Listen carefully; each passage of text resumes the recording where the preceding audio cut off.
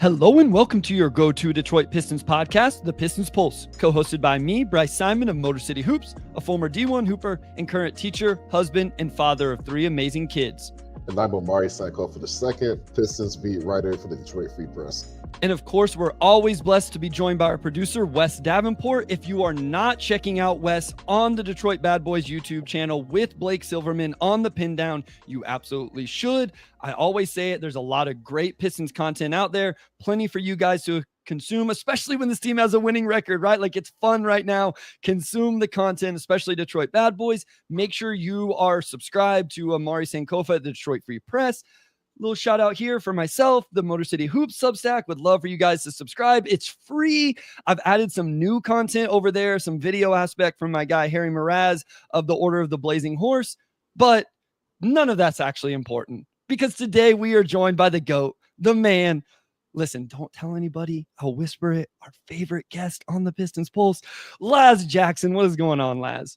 I'm doing great, guys. Thank you once again for having me. Bryce, how are you feeling AFC Championship Sunday? No. We're not going here. I want to know. I need to know. Okay, so I've said this. I'm not going to actually talk about the team or anything like that. I am truly a fanatic when it comes to the Chiefs. Like, that's why I need to know. Yes, I am the irrational, over the top, doom and gloom, like sick to my stomach. Like, that is me. That's the only team that makes me feel that way is the Chiefs. And I always think they're going to lose. And this Bills team is really good. So I am nervous. I'm freaking out, and it's going to be a long evening. I will record the game. I will put my phone away. Yeah, I haven't watched a Chiefs game live in like 7 years. So really, I will. Is that so? That's. I feel like we've talked about this before, but what's the idea behind? I don't want to sit through commercials. I get too like antsy and stuff, and so I will record it. I will go find something to do away from my phone, away from my computer, away from the world. And then about an hour and a half after the game starts, then I will start it. Okay. So you'll start watching the game late while it's still on. Oh, yeah. He's catching up. Like that, I understand a lot more. Yeah. So it's not like I wait for the game to be over, know the score, and then watch it. I just want to be able to watch it at the pace I want to watch it at. So you're watching like the end of the game with everybody else, basically. Sometimes I catch up. I still won't go on social media or like talk to people. Most people in my life know not to text me during that. Okay, that was going to be my follow-up, because it's like if you're eclipsing the end of the game and your phone blows up, like, and you're still like halfway through the fourth quarter, you're like, I just got to like put it in the other room or something, right? It goes in the bedroom on the charger until I have watched the game. Now, listen, it's been ruined for me. I told this story on Game Theory. I went on a walk. I wanted to go on a walk. It was like 8:00 at night, and I went on a walk, and I was like, nobody's going to bother me, right? And I'm walking on the block because my wife said it was too dangerous to walk behind the house, where it's kind of like an open field behind the house, but whatever. I'm walking on the block. She's like, nobody will talk to you. Well, one of our neighbors had gotten home with furniture in the back of his pickup.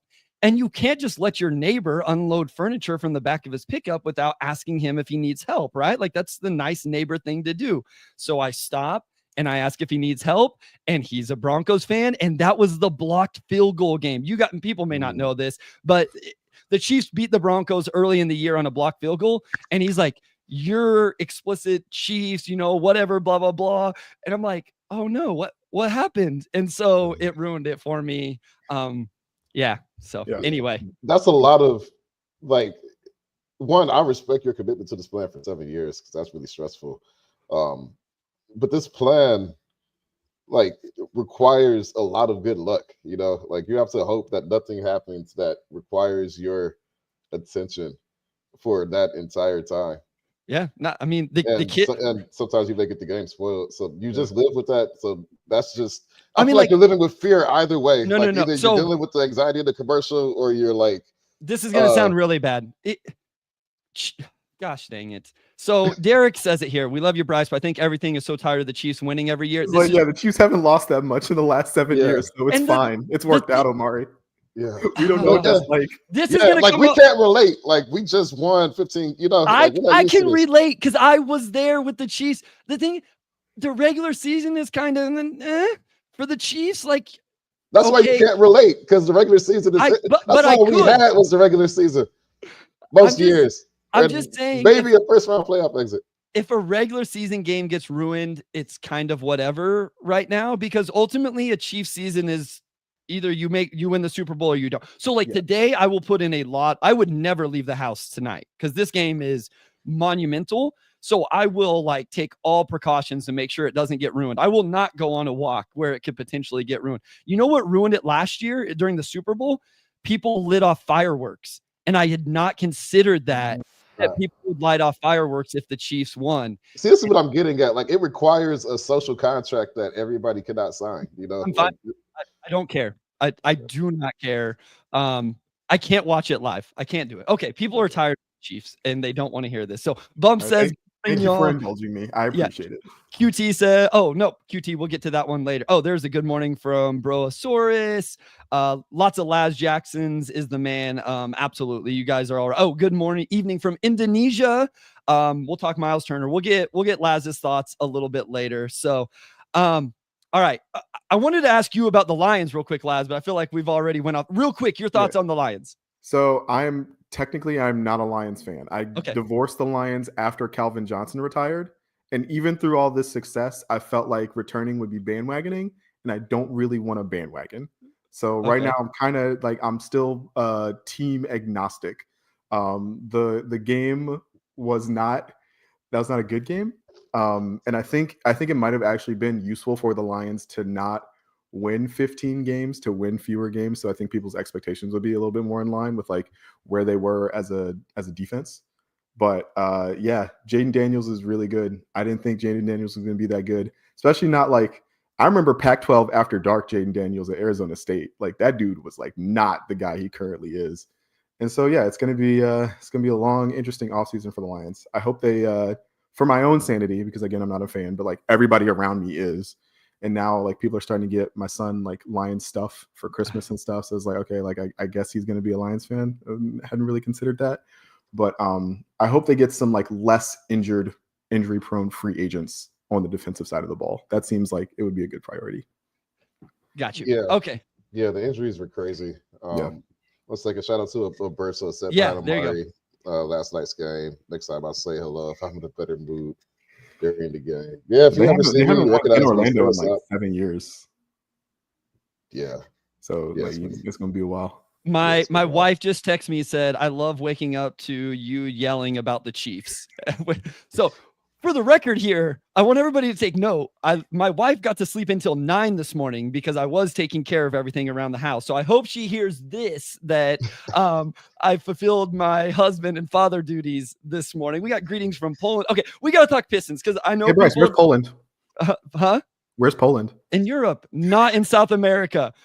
I'm not the one that messes this up. That's Omari. Where's Omari? But I never said Europe was in South America. No. I do think somebody called us out for something we did not do. Yeah, I died laughing at that part last week. That was pretty funny. Yeah. Okay. We got to talk Pistons because people tell me on Twitter, like, I don't want to hear this aspect of your guys' lives. So we will get into Pistons. We'll start with last night's game. I like to start with the vibes, Laz, because for the last 4 years, the vibes were almost always the same. So what was the point in talking about them? Now I feel like the vibes can go up and down. For some people, they're amazing. For some people, they're not as good as what I expect. For you, where are the vibes on this team? Specifically, like, this has been a tough stretch of games, and we've seen a little bit of both sides of it.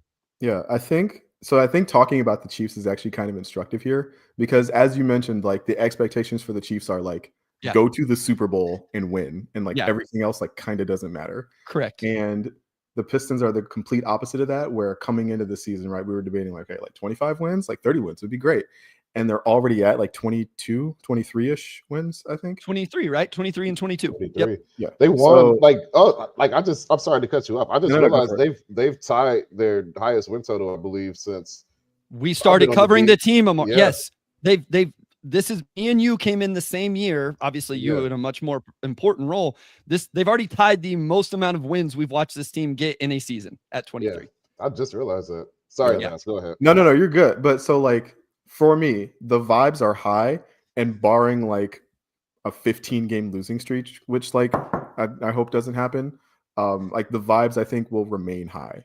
I think people's expectations have started to get a little bit out of touch. Like once they hit the 6th seed and like they're officially out of the play-in, I think people hope/expect them to stay in that position all season, and I don't think that will be the case. But yeah, like I bet 25, I bet 24.5 at the beginning of the year. They're going to hit that in like February. Like the vibes are amazing as far as I'm concerned. The Jaden Ivey injury did put like a damper on things, but like in the grand scheme of things, like the vibes in my mind are great.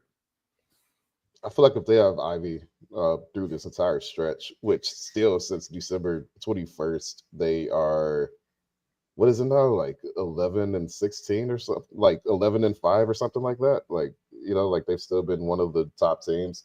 Like, I feel like last night's game in Orlando was like, they probably could have got that if they had J.I. Like, they just needed one more problem solver, I think, offensively. But even just without that, like, how impressed have you been to see just how they sustain? Like, this is like, we could go back, right? Like, let's not compare it to since 2020 or whatever. Like, when's the last time they sustained a stretch like this? Period. Like, how far back do you have to go to where you remember, you know, this long of a stretch to sustain good basketball? You got to go back to like 2018-19, right? You got to go back to the Blake year, and even then, that was like, you hoped that they would win most nights. And I think they finished like 41-41, so like 500 exactly. Yeah. And I was going to say, but the vibe was different because that team like underachieved. Yes. Well, quote unquote underachieved. Yeah, you'd hope they win like 45 games instead of like the 41 that they won. And then obviously like you'd hope for a little bit more playoff success than they ended up having. And that was because of Blake's injury.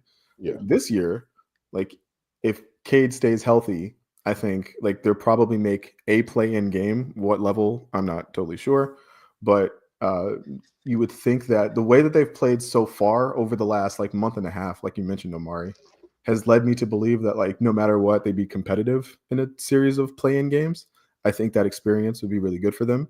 I think the experience of playing at a high level and competing at a high level in the NBA Cup was good for them and helped them like build to where they are kind of right now. And I think that it was funny. I went to the Portland game, the Chauncey game, where they gave out the like bobbleheads because Chauncey came back. And that was like there's been a couple. I bet it wasn't as accurate as my bobblehead. Shout out B Bobbler. No bobblehead is as accurate as your bobblehead. The only narrative I push in the NBA world is B Bobbler should be the official bobblehead maker of the Detroit Pistons in the NBA. Only narrative I care about. Sorry. No, you're good. You're good. So I have lower bowl seats, and normally I go to my lower bowl seat. My ticket rep was like, "Hey, like I got club seats. Like you got upgraded." And I was like, "Oh, cool." And but I had to like meet him in person to like go get the tickets to like get into the club seating. So I was like, "All right, great." And then he was like, "Oh yeah, by the way, like if we make the playoffs, you have priority like ticket purchasing." And I was like, I hadn't even considered the fact that like we might make the playoffs. Yeah, I might need to purchase some playoff tickets, right? Like that had not entered my mind until he said it. It's like, oh yeah, like they are playing well enough where that could happen, right? It's just, again, this whole season has kind of happened outside of the frame of reference of what I expected in like in September. So vibes are great. All right, real quick, let's go through this. Laz, I want you to answer Omari. No, hold on. Derek Brown, thank you so much. You shouted out last week. Derek Brown gives us a super chat, says, been listening for years. Thanks for everything, guys. No, thank you. Again, guys.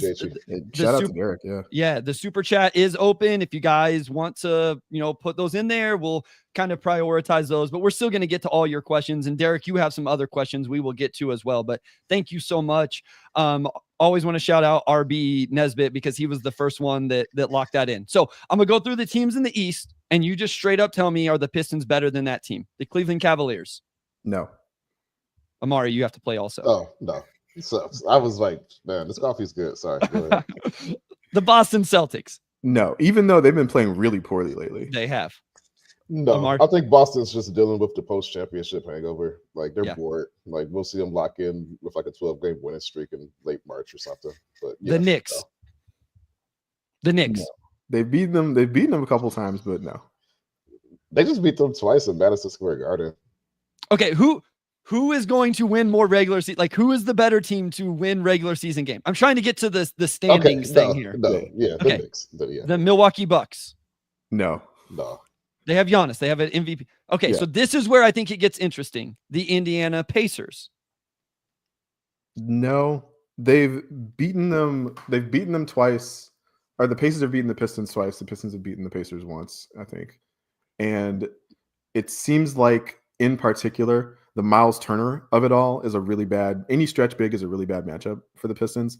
But a stretch big like Turner, who can stretch the floor and play defense, is just like a really, really bad matchup for them. So yeah, I think the Pacers are probably better. Yeah, I would say Pacers are probably better too. Like I think it could go 6 or 7 games, but yeah, I just think over the course of that, like those differences would add up. Like the Pacers that would be a fun playoff series to watch. It would. And I think what I always come back to is like I don't know that there is an argument. Like Cade is probably the best player between those two teams, but do the Pacers have the next 3 best players? Okay. All right. Same page. All right. Healthy Orlando Magic, who Detroit is ahead of in the standings right now, but we finally saw healthy Orlando last night. No, they're not better than them. Orlando's too big, too strong. And if they get to play as physically as they were allowed to play last I was night, gonna say like it's like halfway WWE at times. Like I don't know. So yeah, that's a physical series. So here's my point. Those 6 teams are probably all better than this iteration of the Pistons. Yeah. And I think that is why we have to be at least understanding of why I think people like us continue to talk about the Pistons in the play-in as opposed to a top 6 seed. Because I'm just not sure, not considering injuries or anything like that. Those teams are pretty good. Those are good teams. Again, Cade may be the best player between the Orlando and Detroit rosters. Paolo and Franz are definitely the next 2. Like it's not even close. Yeah. And then you start to get into like Jalen Suggs versus whoever and all of that. Franz had a real superstar moment last night. Franz was incredible. He was awesome. And Paolo was incredible for the first 42 minutes of the game. Or what the problem was Detroit. Let's talk about the game. I thought the big difference there was Asar was guarding Franz and doing a really good job. Paolo was going crazy, so they put Asar on Paolo, and then they didn't have anybody to guard Franz. And to me, that's kind of the point, right? Is Detroit doesn't have that second guy on a night-to-night basis like always, and Orlando did. So what did you think about last night, Laz? Like, what were your takeaways from that game? Or even the other two? Like, you can, the wins over the Hawks and the Rockets, which were great wins. So I was glad they were able to make it a game last night. I felt like I didn't think that game would be as competitive as it ended up being because the Magic again just have too much size and skill like across their positions. The point you made about Asar being forced to like play the hot hand and the Pistons not really having another guy, is like that was well made, and to me that was like readily apparent as well. It was also really apparent to me that Cade kind of went off in the third quarter when Suggs, he picked up his 5th foul. Yeah, I think that's right. In the third. Yeah. And so Cade got to attack like Anthony Black and Cole Anthony. And like that those went much better than him trying to like get in on KCP or Suggs.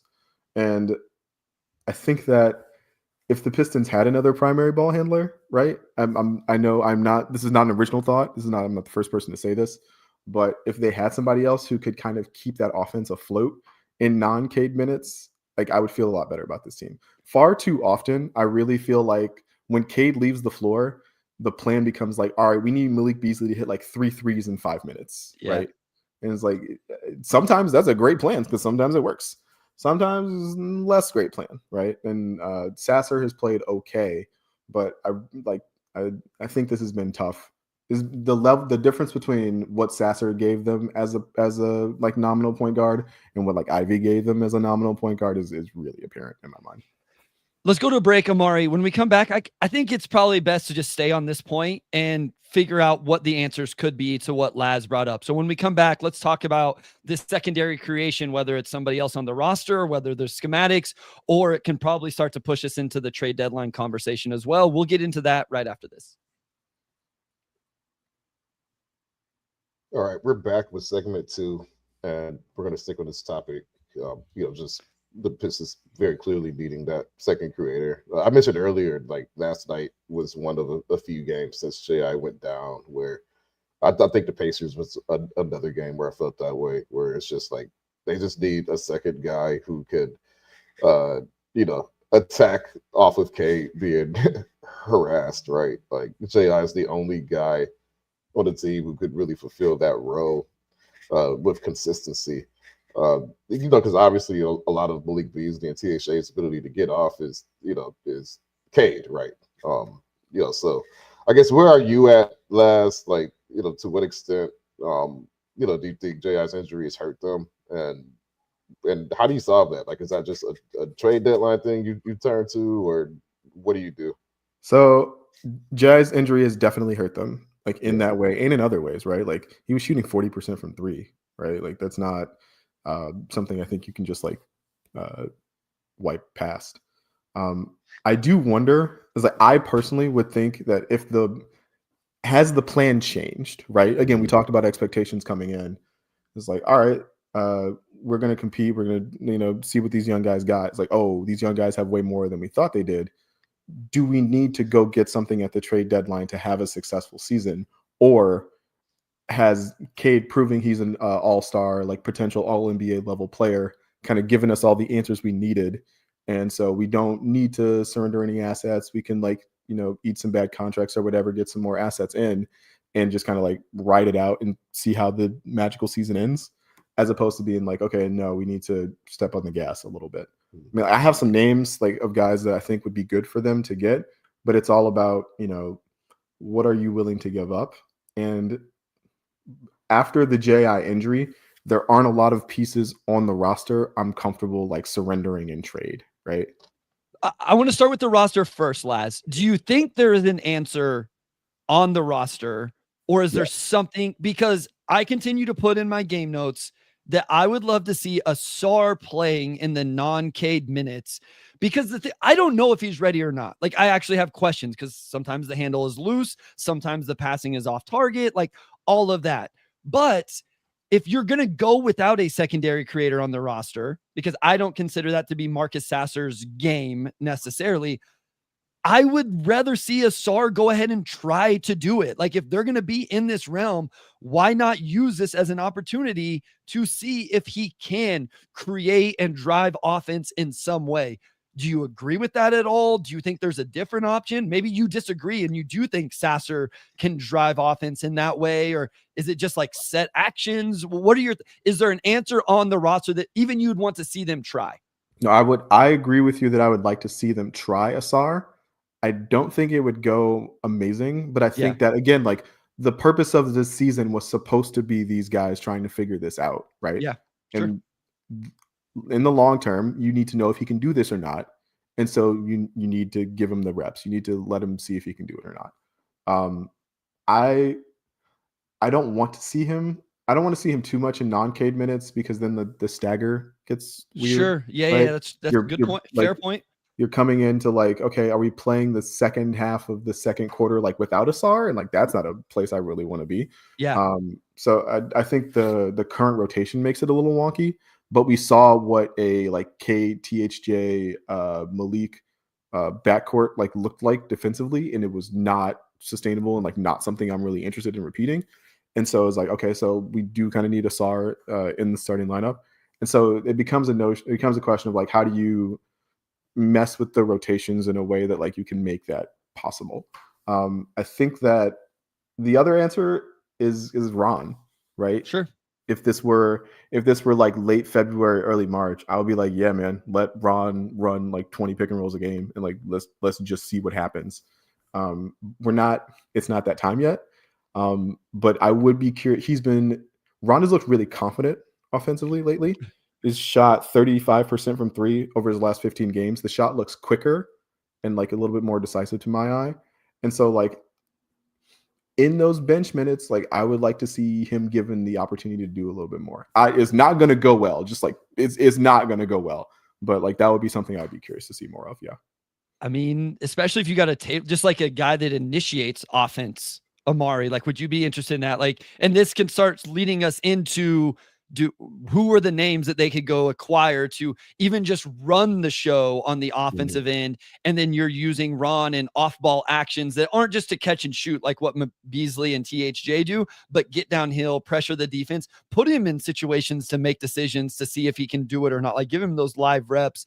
Omari, you any thoughts real quick on the roster? Is there anything you would like to see, or is the answer really what we're about to get into in terms of all of the names are getting thrown out in the chat? I'm interested to see the names you have at the top of your list, Laz, as well. Is there an answer on the roster first, Omari, before we talk about these outside options? Yeah, I was going to say probably, like, I don't know. I think like on paper, Sar's probably best equipped to handle that. But I think his handle's a lot stronger in transition than it is in half court. Which again, and this is like kind of the next point I was going to get into, but you're at the point now to where it's like, what problems do we need to solve this season, right? Like at what point, like, is there a point where this season's needs begin to exceed the needs of, the seasons to come? Because the thing is, they're 23 and 22 undermanned. Like all season, people have felt like they need more ball handling, this and that. They've still exceeded all expectations. They're 23 and 22. So, I think if you're the front office and, you're looking at difference makers, it doesn't make sense to go in on this season, essentially, when you have all this stuff coming up and you've already overachieved. Like you've already matched their highest win total from the last 5 years with all these supposed problems, right? So does this season become a priority? A lot of people talk about CJ McCollum, this and that. Do you need to do that this season? I think is my broad question, and that's what the front office is debating. Like, what does CJ McCollum solve beyond this season? And if you're not sure, then I think that's sort of the philosophical debate you have. Like, is 23-22 worth buying into, if that makes sense? So RB Nesbitt says, and again, thank you for the super chat. We appreciate you very much. Said, this team reminds me of the Pacers from last year. Do you guys think the front office needs to make a significant upgrade to the roster?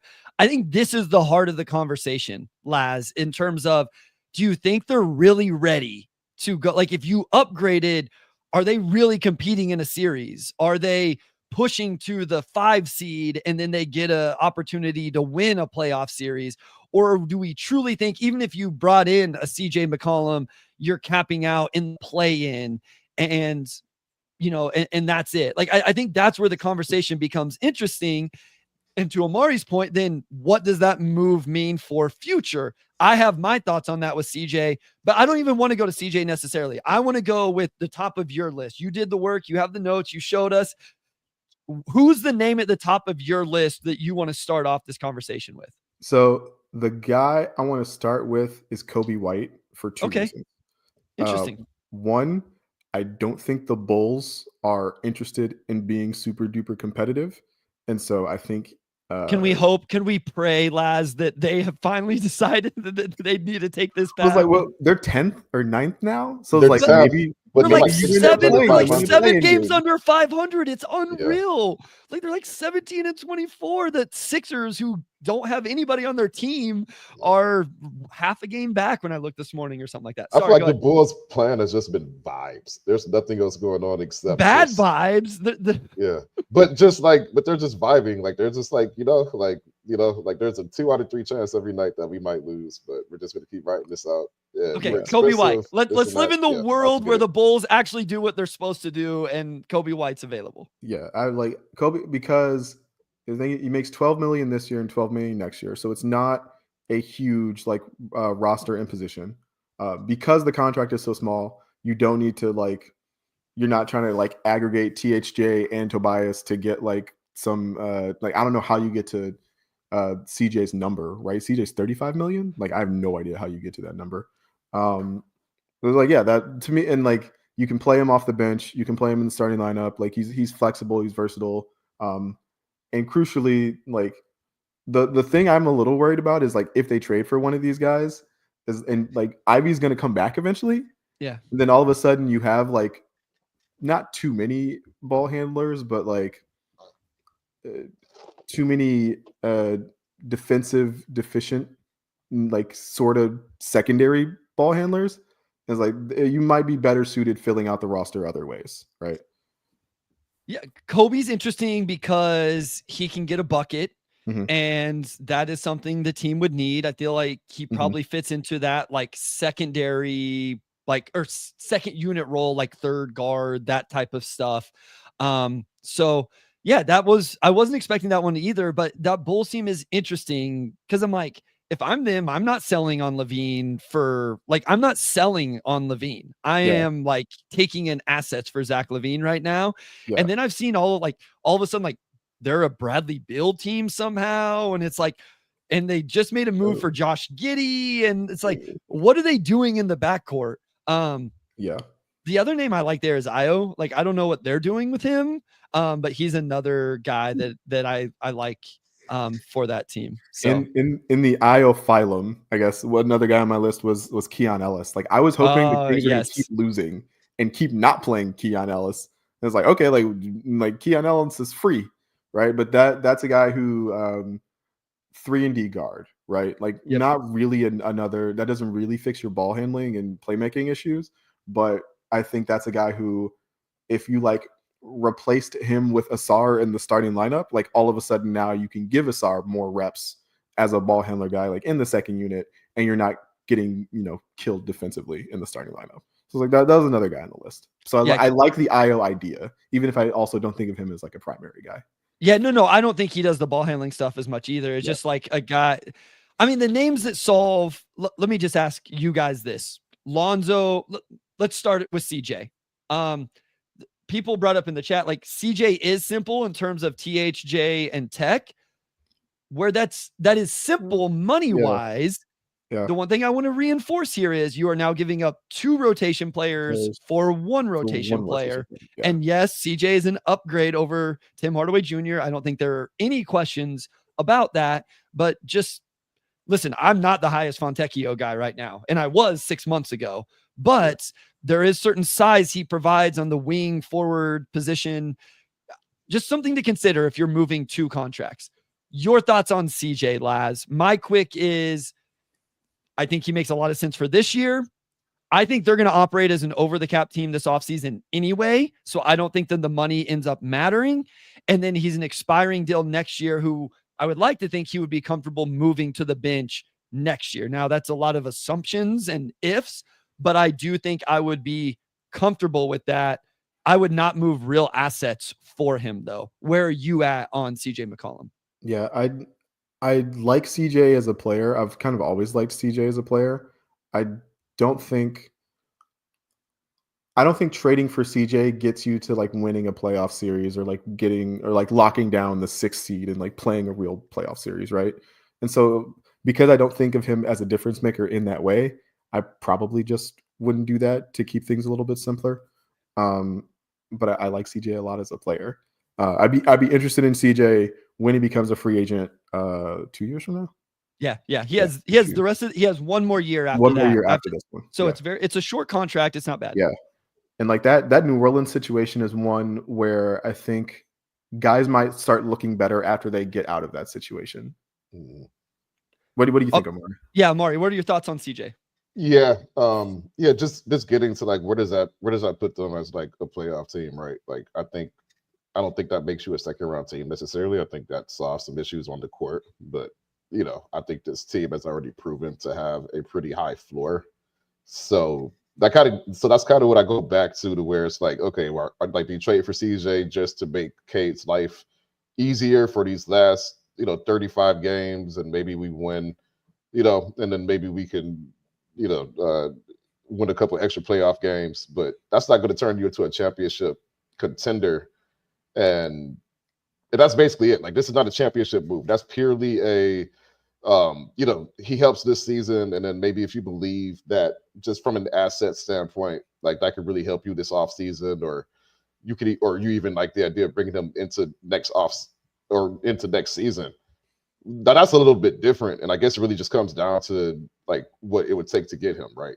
You talk about trading Tech and THJ and Sasser, and like THJ and Sass, like they've Tech, like all these guys have been really great in a locker room. Like they're close to these guys. So that's one thing I think about too. It's like you get marginally better as a team, but what are you sacrificing behind the scenes? So I'd like, long story short, I think the CJ McCollum conversation should be more from like a contract sort of asset standpoint, where sort of like what he does on the floor. Because again, I don't think the front office is thinking we can't have Cade turning the ball over 10 times in this overachieving season. Like it's like, okay, he's like you problem solve, you figure stuff out. Like they're like, the bottom line is that they've still been winning. Like it's not like they are losing because of these issues. Ryan Malone says, couldn't we aggregate CJ for a big move next year? Yes. I think if CJ could be aggregated, New Orleans would have done that already. Well, no, but we could trade for him. Detroit could trade for him at the deadline, and then by the offseason, they could aggregate him. Yeah, no, I understand the mechanics. I'm saying like if like New Orleans has already had a really bad season. If they thought this offseason, right, like they were in a position like they I see what you're saying. Like if I think if that could have been done by now, like it kind of already would have. If you're saying if CJ was an actual asset, New Orleans would have already used him as one in a move. Yeah. Yes, I don't think at that contract size, like I don't think of him as like a purely positive asset, like in a flip, right? Yeah. Also, like people are bringing up like Laurie, like Laurie's not going anywhere. Yeah, I don't think so either. Yeah.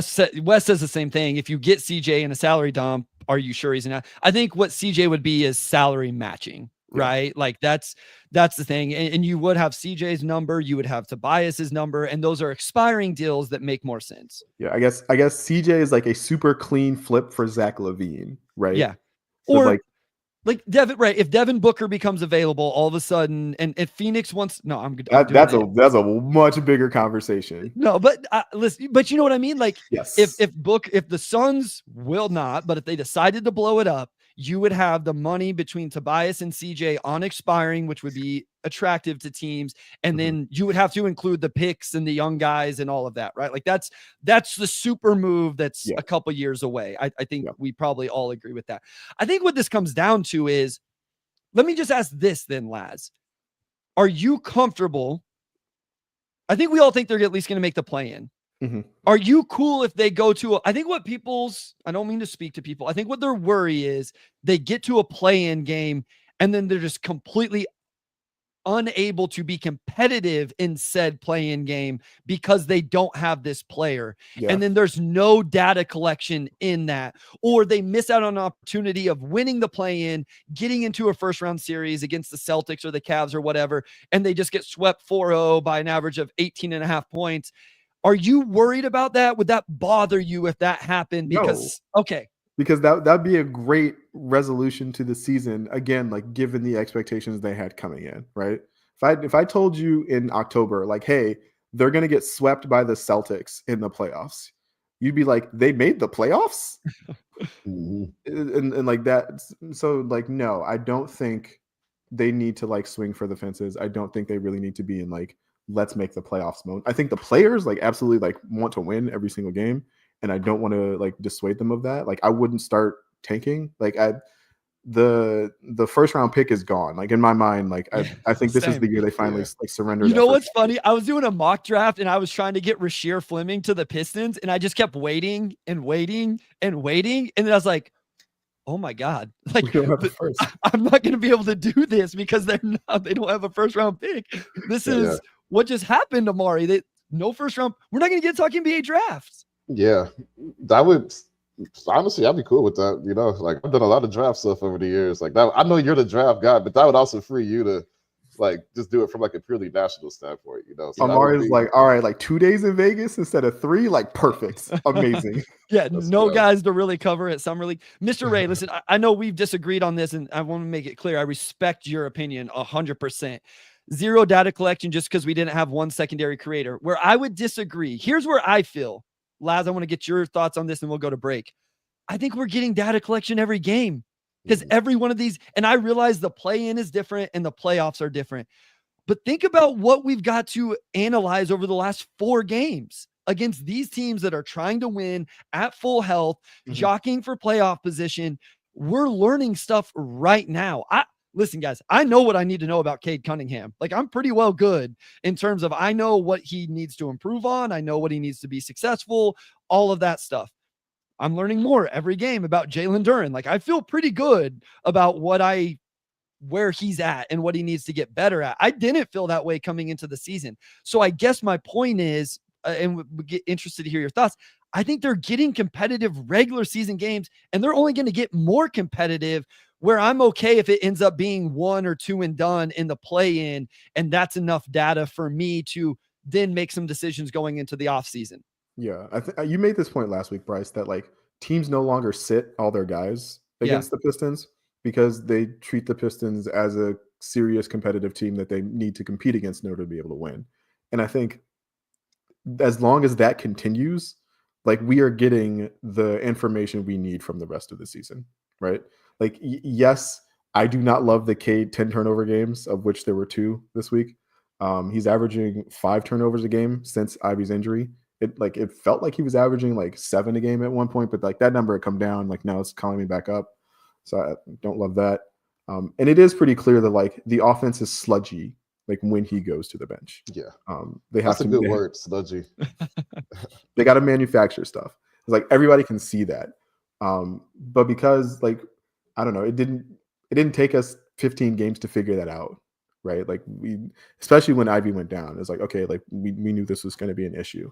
And so like that is something I think you can address in an offseason, not something that you like absolutely positively like need to address right now. And if you feel like as a front office you do need to address it right now, you spend $15 million on it. They have 14 in cap space, right? Yeah.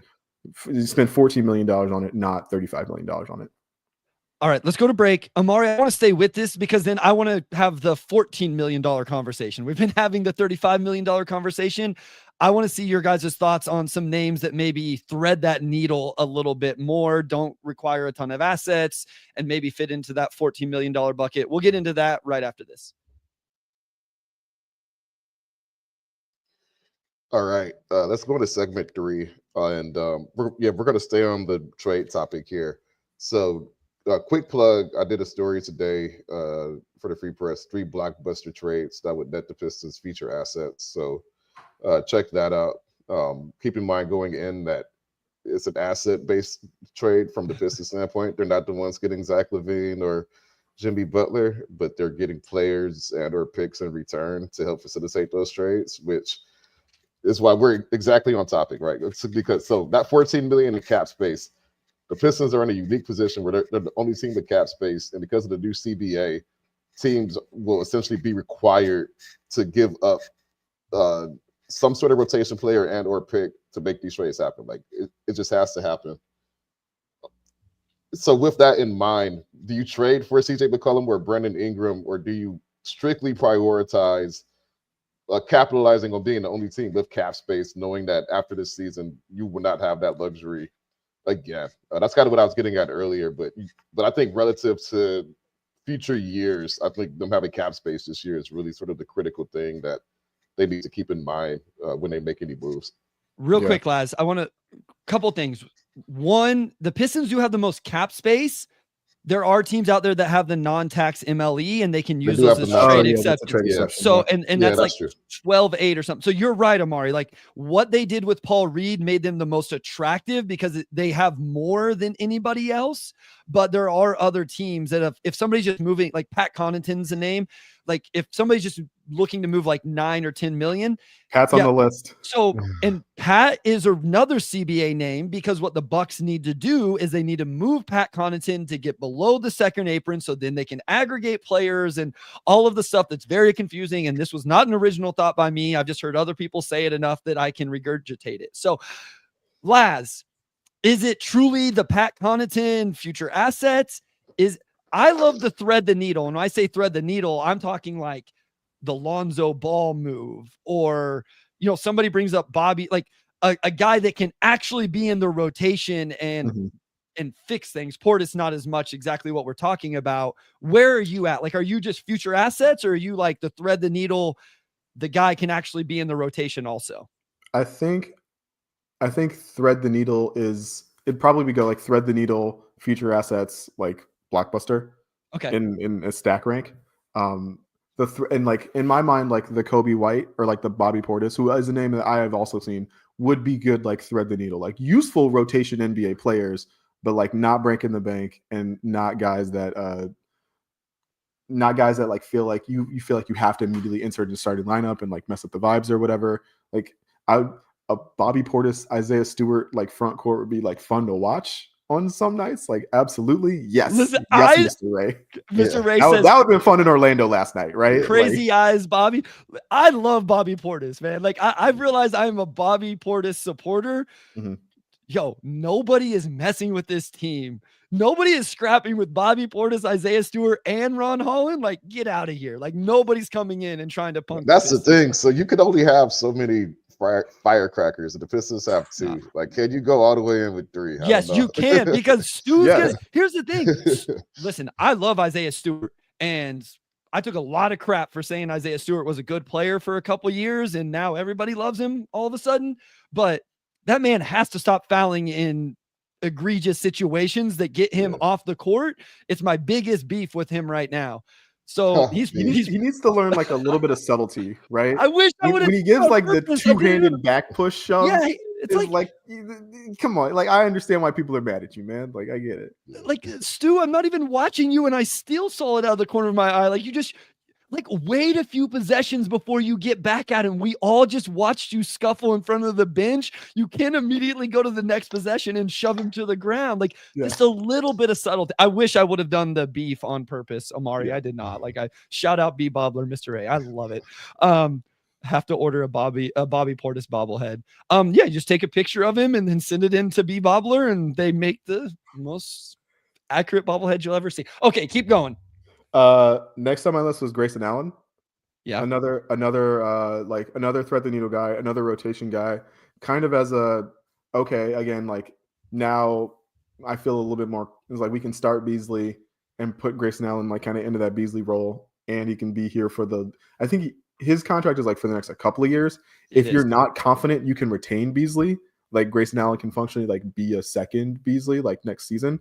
And as we talked about, like Phoenix has a lot of cap contortions that they're like trying to make happen, and they don't really, and they're not as attached to Grayson Allen as they were when they gave him that extension in the first place. And so, like, yeah, he would. That's a good functional piece. Like, I think that's something that's like. I heard they have some first round picks they can trade now as well. Yeah. Yeah. I saw a clip on. I actually think it was Blue Sky of like some like 6th grader like going off, and they're like, "This is who Phoenix like just traded away." Yeah. Ryan Anton, Stu pushes a guy and Allen trips him to finish the job. Maybe. I didn't realize so many crazy eyes guys were on my list. Yeah, you went all in on the tough guys or whatever you want to say. Just for the record for everybody, Grayson Allen has 3 more years after this year. 15, 17, 18 player option at 19. I think he will pick up that $19 million player option. I think he would do that as well. Knicks 100 a GM says Gotham City checking in. Okay, I did not expect the Knicks checking in here, but we appreciate it. Yeah.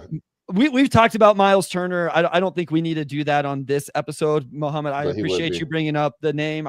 Somebody else brought him up earlier. Laz, I assume you agree that Miles Turner would be awesome. He'd be great. He'd be great. But you can sign him in the offseason, right? Yeah, I mean, if they again, so let's go here real quick. If you do like cap space machinations. Derek Brown says, and again, I wanted to get these for sure. What Derek says, are you concerned if Cade makes All NBA, then he will get a super max and hurt our cap space down the road? I don't think. No, it doesn't work like that. He already signed the. No, it goes up $8 million. The kicker. Oh, yeah. I mean, that's one of those he got the designated player language, which means if he makes All NBA, and this whenever it happened, Omari, I said I don't care because if he makes All NBA, that means he's worth the money. With him getting that, like. I think there is still avenue. They could be a cap space team if they wanted, right? Like you could get off of money, but it makes it a little bit harder when you factor in his $8 million cap hit. And listen, I think he's All NBA right now. I did it. I didn't plan on making him All NBA, and I definitely had him on 3rd team. Luka's injury opened the door for like him and like some other guys. Yeah, I mean, when you think about the guys, like Luka's not there, Joel can't be there. Even if like the Mavs were really good and like you wanted to give them a player, Kyrie I think he was like really close whenever I did the percentages. So Omari, I don't think this is I don't think this is an under the cap team this offseason. I think they're going to be over the cap, it seems like. No, it definitely seems that way. So Omari, which Miami again, trade, like you have cap space, so yeah, you got to do it now. Yeah, Omari, in that Miami trade you had in your piece, was Alec Burks in that? No, so the Miami trade I had was I'm going to scroll up. So that was Jimmy Butler ending up in Golden State. So essentially, the Pistons get Kuminga, Haywood Highsmith, and then a first rounder from Golden State, and then a second rounder from the Heat. And essentially, from the Heat's end, trading Highsmith to the Pistons allows them to stay under the first. It gets them under the first apron. Okay. Which is key for them. But they also get Andrew Wiggins, Gary Payton II, Looney, and then a 28 first from the Warriors. So Wiggins is like the biggest contract, but then you get some expiring salary and a first, and then the Warriors just get Jimmy Butler. So that's that trade basically. So it doesn't get him a point guard or anything, but you get Kuminga, who might be something. Like Haywood Highsmith is a rotation guy, and you get a first. So just facilitatory. Warriors get Jimmy, and then Miami gets some assets, some cap relief, and they get under the first apron. I have to ask both of you, like, are we all out on the Bradley Beal? Yes. Okay. All right. Were we ever in on the Bradley Beal? No, I just wanted to make sure. Like, this was like I was never in. No. Yeah. Okay. Maybe I should have. Are we all still out on Bradley Beal? I don't think I would be more than happy to facilitate a Bradley Beal trade, but I don't want Bradley Beal. And with the no trade clause, I don't think Bradley Beal would want to be here either. Yeah. And so that mixes that. I think it just makes it more plausible now that they do have 3 first-round picks, because they can attach a first-round pick to Beal. The other thing I want to emphasize there is Detroit doesn't have so much cap space they can just take in Beal. They would have to send out dudes to make that happen. And you're talking about actual rotation players as well. Okay. Lonzo Ball. That's another name that gets brought up a lot. I think he makes a ton of sense. Yeah. That's another one, though. You can't just take him into the salary cap. He makes $20 million. 20. Yeah. So you're probably, but you can send back Fontecchio.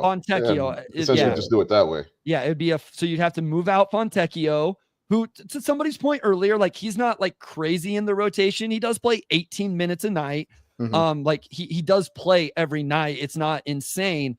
I think Lonzo makes a ton of sense. It's just like, are you just straight up making that trade? Like, I think I would be interested in that. The problem is, isn't this the anti of what Trajan has shown us so far in his acquisition of players? The common theme between Tobias, Malik, and Tim Hardaway Jr. is those guys play a lot. Yeah. They did coming in, and they've done it so far this year. That's not Lonzo, but he is expiring. Good defender, theoretically spaces the floor. I know he hasn't this year, does a little bit of creation.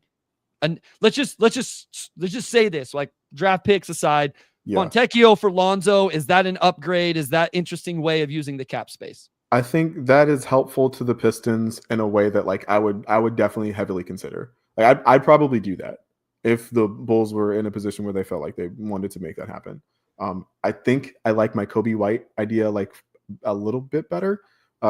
Again, just because Kobe White is probably, I can rely on him to be in the rotation a little bit more than I feel like I can rely on Lonzo. And he's a little bit more of a bucket getter than Lonzo is. But if you're like talking about like, oh, we need a guy to run the second unit, like Lonzo can like absolutely do that if he plays. Yeah, that's so. Listen, me and I'll get you thoughts on this as well, Omari. The person that floated this to me, my pushback was, I think they actually wanted to trade Tim Hardaway Jr., but my pushback was like, okay, sure, Lonzo could be better theoretically than Tim Hardaway Jr., but what are the chances I trade for Lonzo Ball and then I get 100 minutes the rest of the season from him? And now I've taken a real floor spacer off the floor in Tim Hardaway Jr. I know Lonzo is better defensively, but like, Tim Hardaway Jr. tries really hard. Like, he plays hard. Plus, man, like, he takes charges, and I love that he takes charges. So, Omari, your thoughts on, let's stay with the Fontecchio and Fontecchio idea here for Lonzo Ball. Is that something you could see yourself interested in? Yeah, I mean, I would definitely be interested in that. Like, I think Lonzo, like, just his game fits this team a lot. Like, he's like the exact type of guard that I think you want in between Cade and Ji, as a guy who can defend, space the floor. Obviously, a really good passer. I guess the thing with that is from Chicago's end. You probably have to attach a second if you're the Pistons, because you are taking on salary next season. True. That's true. Yeah. So from Chicago's standpoint, do I trade him to the Pistons and maybe I get a second round pick, or is there better value elsewhere? Mhm. So that's my question for that from the Pistons, and I think that makes a lot of sense. Go ahead. Omari, I had one more name. I had a couple more names on my list I wanted to run by you. Speaking Cool. of, I have one too. After you, hey, Omari, where is Brazil? South America. Okay, just making sure. All right, what time is it there? Couldn't tell you. It's like the same time. Close. Same time. It's like same as Eastern time, I think. So I had at work, we had an engineering team in Argentina. And at first I was also like, oh God, like I'm gonna have to meet these guys like 3 hours time difference. And it's like, no, it's 1 p.m. It's 2 hours after. 2 hours ahead. Okay, perfect. I wanted to run. Speaking of vets who play and vets with good vibes, like what do you think about like an Alec Burks return to Detroit? Because he's not being used in Miami, purely ancillary. Like, yeah, you're competing with Miami for like you're in that like playing like range. But as a guy who would be like a cheap bucket getter and who I think would fit in with the locker room really well, like Alec Burks was like a name I came up with. Yeah, I mean, I think he fits for sure. I don't know if he necessarily solves like the ball handling aspect. Like he can do it. But along with that, like that's a very cheap, quick, easy option, right? If you just want to plug that hole in some capacity. So, I say why not? Wes says, what's Boyan doing these days? I mean, we can bring in Monte Morris while we're at it. And listen, I thought Monte Morris was actually it was a good process move by Troy Weaver. It just didn't. In the mock trade deadline thing I'm doing, where Wes has helped me out, we were this close to getting Chris Paul. Like the deal was done, and then the person ended up taking a different deal because in that they had traded for Trae Young and they didn't need Chris Paul anymore. Okay. And like there was a whole it's gone off the rails. But I was like, oh, this is going to be like Chris Paul is exactly what we're talking about. Another name that came up in that exercise that I wouldn't have thought about was Dante Exum. But now you're still getting into the he hurt? He hasn't played. Yeah, he hasn't played this year. Yeah. I think he's the Mavs person that was trying to facilitate the trade was trying to was telling me that he's close, but just in terms of a guy that facilitates offense and can kind of operate that way, I thought that was an interesting and a good defender. Quality defender. So those were just some names. Like Chris Paul isn't real. That's not rational. Yeah. Omari, you said you had one for Laz. Yes. So this name has not been brought up, I think, anywhere at all. But let's go. But I also want to just give myself a pat on the back because it took me all day yesterday to come with 3 trades that not only made sense for all 3 teams and worked financially, but also accomplished additional goals like getting under the second apron or first apron and all that. It's crazy now. The new CBA is crazy. But anyway, if the Grizzlies wanted to trade for Zach LaVine, and I think that they're a team that kind of has everything they want to trade for Zach LaVine if they wanted to, and I think it's fitting that team as a third guy with John Jaren, and that gives you a lot of firepower. They could send Marcus Smart to Detroit. I've heard this one. Yeah, $42 million. Pistons get some sort of draft compensation from the Grizzlies. They have all their first round picks plus a 2030 first. So I have that 2030 first from Phoenix or Washington actually going to Chicago since they're trading LaVine, and maybe the Pistons get the Grizzlies first in 2025. Who'd you have Detroit sending out? Because they would have to send out something, right? Yeah. So they would send out. So the Bulls essentially would receive not a whole lot, mostly just cap relief essentially, along with that 2030 pick, which could be really, really good for them. But they get Luke Kennard expiring. They get Fontecchio. They get John Conchar, who's like making $18 million over 3 years, and then they get that 2030 first from Phoenix or Washington. So essentially, like a mix of cap relief / easily movable contracts, and then a pretty nice first rounder for LaVine.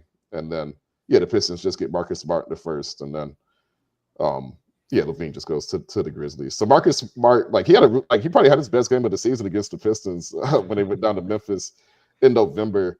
But if you're just looking at a guy who can, that's a contract the Grizzlies would want to get off of, because they would be able to get LaVine and still stay under the first apron by sending Marcus Smart to the Pistons, right? Marcus Smart plays defense. He can heat up from 3. He's been injured a lot, so you would hope he stays healthy. But as a guy who could just literally just be like a backup, sort of an insurance guy, high locker room fit, obviously next season, I think you could spin the wheels on Marcus Smart probably and feel pretty good about it. I think that's probably the exact type of deal you look at to fill a need without overcommitting, and you still picked up an asset in return as well. Yeah, I don't mind that. I've been a lot less interested in Marcus Smart since the injuries started to pile up. And he always kind of played a style of basketball that made me think his career would have a really steep drop. But the theoretical version of Marcus Smart, even the more aged theoretical version of Marcus Smart that you would get, would be something that I would be interested in. Yeah. And if all it costs you is Fontecchio, right, is that. Yeah, that's a perfectly acceptable. And you get draft capital for taking and you get a draft pick. Wes says guards that can handle ball handling now and then play off of Ivy later. Very interesting in theory. I think that's the one. In theory, this makes sense to me. And I will say, Sam has actually floated this one to me, and his theory was, my favorite term, data collection. He said Marcus Smart is great data collection for Jalen Duren's defense, because Marcus Smart is going to fight over ball screens and navigate screens. And then it can no longer be, well, Jalen wasn't really in the right spot, but also Cade didn't help him because he didn't navigate that screen very well. Or, Ron, not navigating by the way, Asar navigated screens really well last night. I thought it was one of his best games navigating screens, which was a really big improvement. So, I think Smart, it's similar idea to Lonzo, where it's a guy that can handle the ball handling. I know a YouTube user brought up, is Lonzo's defense still as good? I think the thing with both of these guys is just injuries and age, and some of that stuff is starting to sneak up. So I don't know. It makes the trade deadline fun. I'm excited for it, for the Pistons perspective, because as you said, you gave your hierarchy. There is the thread the needle where, hey, this is a rotation guy that fits into the cap space and makes the team better. There's the straight asset acquisition. Would you be upset, I guess, Laz, real quick? What would your level of that's not really that intriguing? What if they just sell it out for 2 second-round picks? What's your interest level in that? This guy's not going to, Pat Connaughton can't shoot, not going to be able to be in the rotation. No, I'd be totally fine if they were hey, we got 2 second-round picks and Pat Connaughton, and Pat's just here. It's all right, that, I'd be fine with that. I think both Bucks fans would be very excited to make that happen, to be perfectly honest. But if all they did was collect more assets, I would also be fine with that, because if they're doing that, they're not doing anything that I think would impact the rotation too much. And then at that point, it is, again, definitely a sense of, all right, let's get more data. Let's make the play. Let's put ourselves in a position to make the play in and see where we are, see what our compete level is like. Again, maybe you hit the scenario where you get swept by the Celtics or whatever. But again, that would be a perfectly acceptable end to the season. So yeah, I'd be fine with that. All right, real quick. Matthew says Laz was the first voice I heard frequently in the podcast era. Shout out to Laz. OG, yes. And then Derek Brown. I want to get to this because, again, he gave us that super chat and he had this question as well. So your guys' quick thoughts, Laz and Omari. Santi Aldama, realistic option for the Pistons this offseason. He's a free agent. I just want to reiterate, he is a restricted free agent and has been very good for the Grizzlies this year. He's old. I got yelled at. Let me look that up. I got yelled at by some Grizzlies people for not mentioning him as in our 6th man of the year. He's only 24. Oh, okay. That's younger than I thought it was. Okay. Yeah. So my quick thoughts is he would make a lot of sense. I like that archetype, and I think it makes sense for this team. I don't think Memphis is probably letting that guy get out of Memphis. Yeah. The exact same thing. He's one of those guys where like I didn't know if he was good or not because I felt like every time I watched him, he played really well. And then you'd go to his basketball reference and he'd like average like 8 points. And you're like, he doesn't seem like an 8-point per game guy, but like, so yeah, but I would be interested in Santi Aldama. I do like a lot of what he brings to the table. Love the defensive effort. Like the ability to stretch the floor a little bit from that like straight 4 position. Yeah, I'd be cool with that. Omari? Yeah, I would say so. Like, yeah, I think Aldama is one of the more underrated guys in the league. It has been for a couple seasons, and he's having his best season for them now. And kind of going back to that Marcus Smart trade again, they stay under the first apron. They like the Grizzlies still have young guys that they're going to pay at some point. Like they have 4 or 5 guys on rookie deals who are probably worth paying. So again, I think any deal they could make that maintains cap flexibility at the deadline while still wanting to maximize this window makes sense for them. So yeah, I don't think they let Aldama go, but I mean, if the Pistons could get him for a reasonable contract, then by all means, I think that makes sense. Yeah, sure. You said Grizzlies Levine trade, and I was like, we're getting Desmond Bane because like I didn't understand. I don't have a great sense of the Grizzlies cap sheet, but like, yeah, if they could afford all 4 of those guys and like still stay like under an apron, like that'd be really impressive. Yeah, like that's what it was. Like I looked at it, and yeah, essentially in that trade, you're only sending out Luke Kennard, Conchar, and a couple first-round picks for Levine, and you stay under the first apron if my math was correct. So yeah. Wes said someone in the pin down comments brought up Stu for Aldama, and we couldn't figure out why either team would want to lose the guy to get the other. I would very clearly say that I would not do that. Again, I like Aldama. I realize the raw numbers are better. Yeah. I think Stu has shown his value, especially until you get. No, I'll leave it there. I think Stu has shown his value. Yeah, Omari can speak to this better than I can, though. But like Memphis would love Stu, probably. I feel like he would be an interesting fit there for sure. So, all right, we've taken up enough of your time, Laz. I wanted to get some more like direct thoughts on Jalen Duren and Holland and Asar. We didn't get to it. My only Duren. I wanted to talk to you about this, Bryce. Like I got time. I don't know if you guys. Okay, I have time. Oh, yeah. All right. Duren still is like. He'll be parallel with the lane line on defense like far too often for my taste, and like his hips still don't swivel in the way that like I'd like them to. But I really like the way he's attacked the offensive glass. Sure.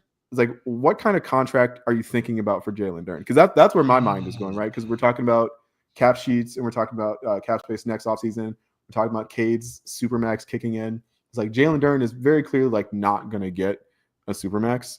That's like, I don't know. Like Stu makes like 16. It's like, do I really want to give like 4 years, 80 million to Jalen Duren? Like, I don't know how much I love that. My theory is the contract I would be comfortable offering Jalen Duren is not one that Jalen Duren would be willing to accept. And so my guess is this plays out with free agency game. Yeah. They'll play the restricted free agency game. They'll take another year of data and we'll see how it goes. And listen, I think he's made strides defensively. I truly do. Like, I think he's protected the rim. And so he even had a rotation one late in the game last night. He's done better with his hand activity in the ball screens in some situations. What you talked about in the ball screen where he gets his hips completely turned to the sideline instead of being able to say square and drop is a major concern because he's not Victor Wembanyama. Victor does that, but Victor's 7'5" and fluid and can make up for it. He's got like an 8'8" wingspan or whatever. Like, yeah, he can be in 2 places at once. Victor defies all of the fundamental ways that you have to defend ball screens as a big because of his length and his movement. Yeah. Jalen Duren doesn't. And then also, like, I love the way they play at the level at times, but notice how much more effective Paul Reed is than Jalen Duren, simply because Paul Reed is so aggressive with his hands and active with his hands. Duren isn't. And then Duren also doesn't move as well as I thought he was going to on the perimeter. I thought Duren was going to have switchability defensively. And not only does he not have that, he doesn't stay when they're playing at the level. He gets beat around by the ball handler a lot. So there's some real defensive things. And the other, I could live with the defensive stuff if some more of the offensive growth had happened, but it's not like There's no mid-range jumper. The passing isn't like wowing me or anything like that. I just like, sure, if you want to give him the Isaiah Stewart contract, which is essentially a backup big contract, I suppose I could live with that, having 2 backup big contracts and then figuring it out. But he's not taking that, right? Yeah. Like, so Omari, where are you at on Jalen Duren and kind of that? Yeah, like I think you go into probably just the year for off season with JD. Yeah, like for him, I would definitely want another year of evaluation. I'm probably in the same boat as last. Like, there's certain things you have to see really before you commit like that real type of money to him. So that's probably a different type of timeline. Knicks, tell us what's the trade offer? What is New York sending back? Omari Sankofa, the OG, says great article. O2. I like that. O2. Can I call you O2? Can I call you O2? Yeah, you call me O2. Yeah.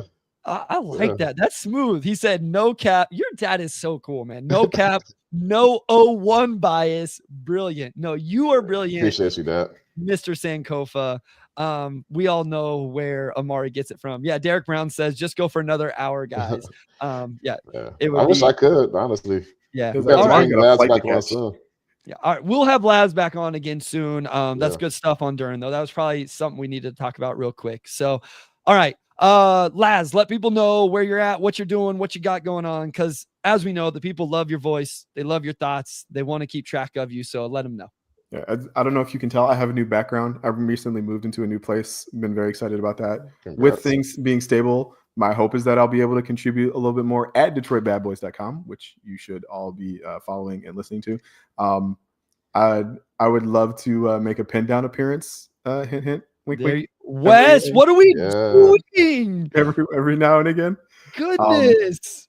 But yeah, you can find me on Blue Sky at Last Chance, and you can also find me on X at Last Chance. I was lucky to get the same name in both places, and I checked both of them, but I do find myself checking both of them just like a lot less recently. But if you guys know how to get a hold of me though, and I always love talking with you guys, so I have no issues with this. You can call me whenever. Mr. Ray West fumbling the bag. Yeah, Wes, listen, man, you do a great job. I love you and Blake, but not getting Laz on is crazy talk. Where's my invite, Wes? Come on, man. Yeah. All right. Omari, take it. O2, take it away, my guy. All right. Yeah, look, Laz, always a lot of fun having you on. We'll definitely have to get you on again here soon. Maybe once we get past the deadline or All-Star break, just to put the rest of the season into perspective. Because honestly, this is the first time we're ever going to be past the deadline with like basketball to talk about. It won't just be early off-season talk. So personally, I'm excited for that. But again, thank you so much, man. We always love having you on. And with that, I'll close us out. Big thanks to our audio producer, Robin Chen, our editor-in-chief, Nicole Avery Nichols, and big shout out to Wes Davenport, as always. And we'll talk to you all next week.